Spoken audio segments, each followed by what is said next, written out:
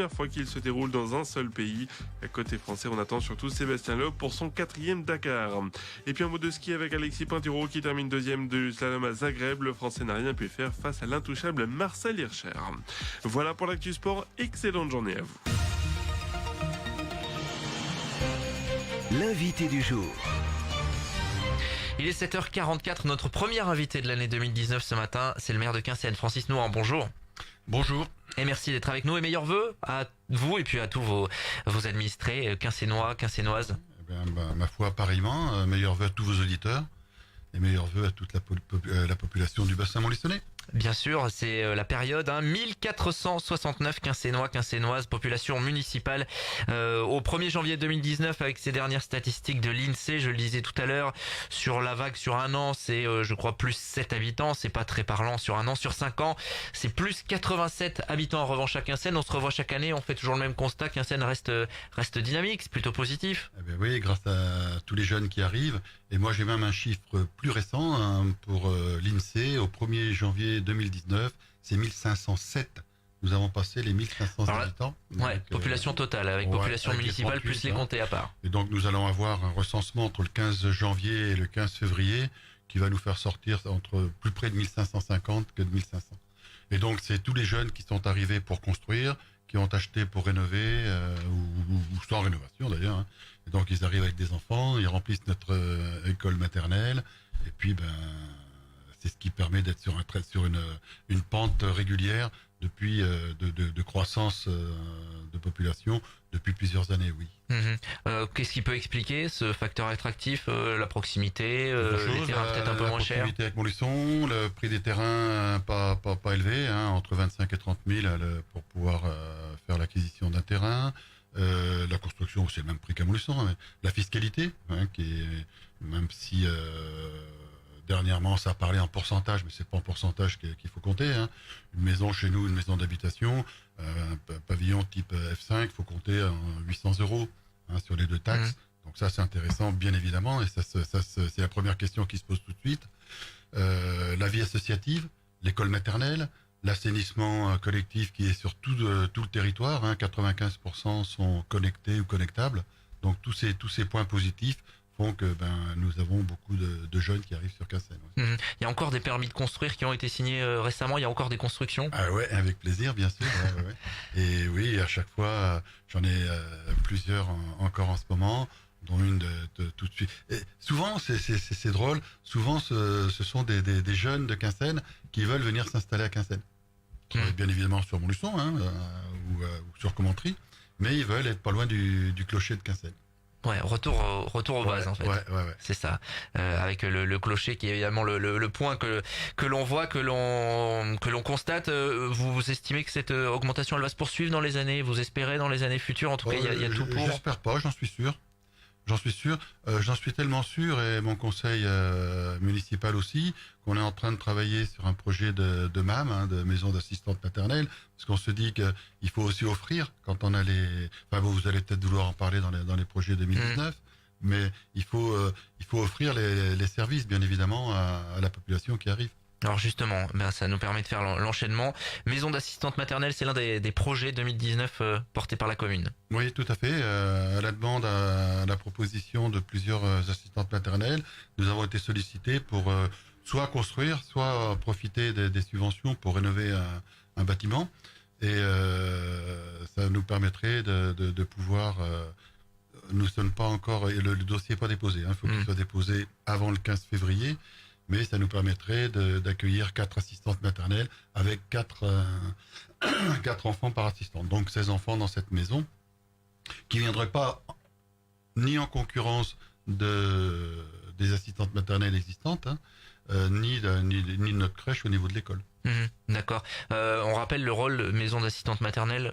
Comment ça se passe exactement? C'est un lieu ressource en fait. Ouais, tout à fait. C'est une construction, c'est un local mis à disposition par la commune à une association, donc les assistantes maternelles qui paient un loyer. Et les parents amènent les enfants le matin et viennent les récupérer le soir. Et toute la journée, ils sont les enfants avec ces 3 ou 4 assistantes maternelles dans ce local.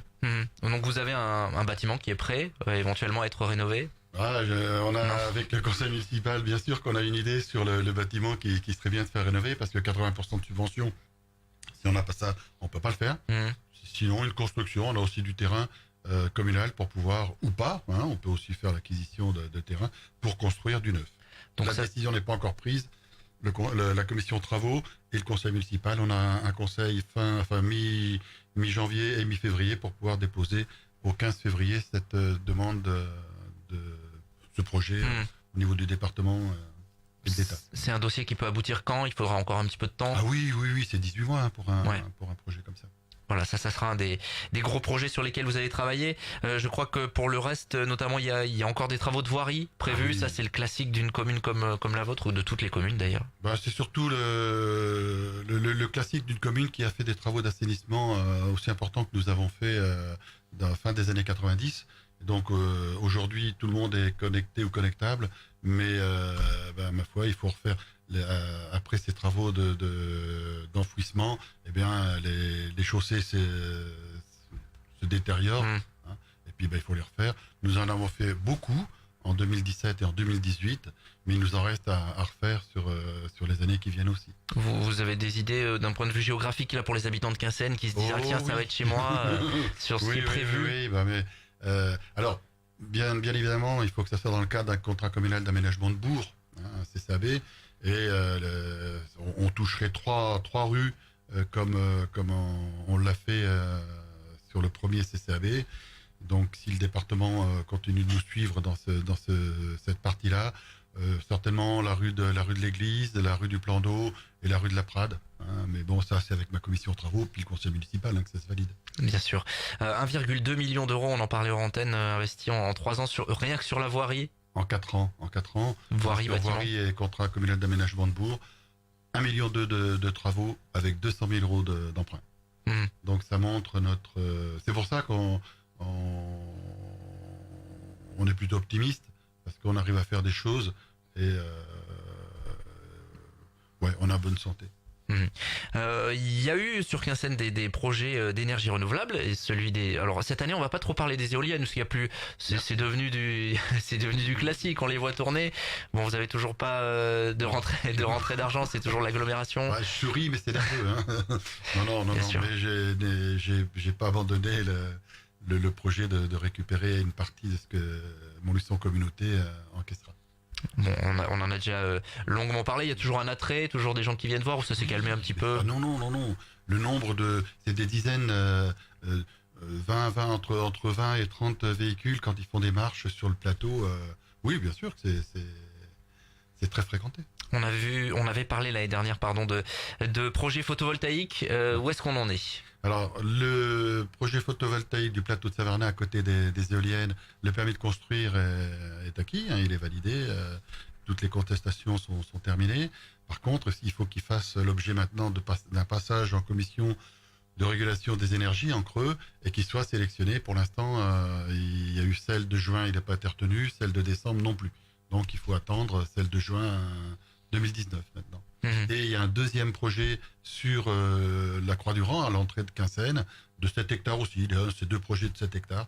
Et donc, alors, c'est des petits projets, mais c'est des grands dans les petits, dans la fourchette de capacité de production d'énergie. Donc, bon, là, beaucoup plus positif, puisque, ma foi, c'est sur des terrains communaux et nous encaisserons directement. Nous n'aurons pas besoin de demander des reversements par Montluçon Communauté, puisque c'est Quinssaines, propriétaire des terrains, qui touchera les loyers des porteurs de projets de photovoltaïque. Concrètement, donc tout est prêt, il manque plus que l'accord de la CRE, la Commission de régulation de l'énergie. Vous êtes optimiste là-dessus, ou bon, on sait que ce sont les méandres administratifs? Je suis par nature optimiste, mais bon, à force de prendre d'essuyer des refus quand on nous dit que ça va être bon le prochain coup, puis que bon, je crois que maintenant, il faut attendre que ça se fasse. De toute façon, comme je vous disais tout à l'heure, ça sera un surplus. On compte pas dessus pour faire les travaux. Quand on l'aura, ça sera une très bonne nouvelle, mais ça ne nous empêche pas d'avancer. Alors vous savez que sur notre antenne, les auditeurs notamment peuvent vous poser des questions. Alors il y a une question là de Catherine qui est arrivée concernant les nuisances sonores du Baltrap. Alors ça c'est des choses qui arrivent peut-être dans certaines communes. Catherine qui nous dit on s'était plaint plusieurs fois de nuisances sonores du Baltrap, mais pour l'instant ça avance pas véritablement. Alors est-ce que c'est quelque chose sur lequel ce que je peux vous dire, j'ai rencontré il y a quelques semaines le nouveau président du Baltrap et qui recevait un technicien qui venait mesurer le bruit fait, parce que bon, il y a le Baltrap direct et puis il y a une autre activité qu'ils ont ouvert du côté du motocross. Et donc c'est peut-être ça, parce qu'ils ont enlevé une part de végétation et c'est certainement qu'il va falloir qu'ils fassent des modifications. C'est pas fait, mais j'ai bon espoir que ça puisse se faire et que tout le monde puisse vivre en harmonie, parce que c'est l'objectif quand même. Bien sûr, voilà, comme ça on aura répondu à la question de Catherine. Un petit mot rapidement pour terminer, 2020 ça approche, les élections municipales, est-ce que vous avez déjà réfléchi à ce que vous voulez faire avec votre équipe? Oui. Vous repartirez? Il faut pas attendre la veille, oui. On repartira, on ressera candidat, oui.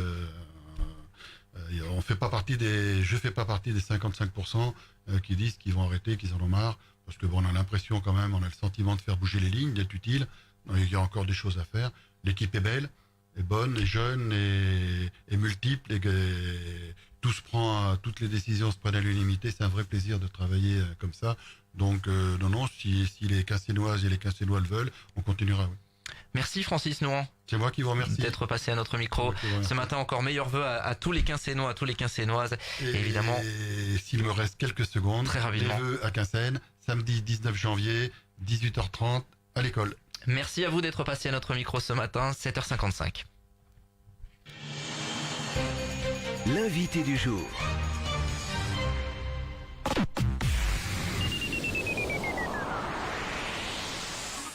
Votre agence